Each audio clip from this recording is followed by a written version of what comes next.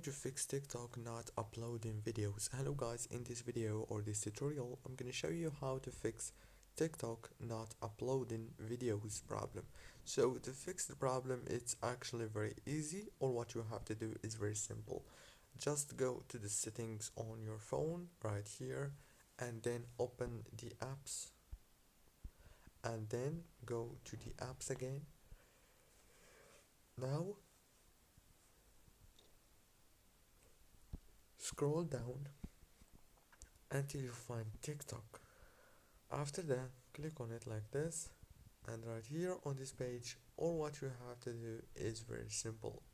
Just wait a few seconds and then click here on this data usage option and make sure that all those network access options are enabled like this, from the first one to the last one, and go back and now restart your phone and reopen Instagram and the problem must be solved. Don't forget to like, subscribe.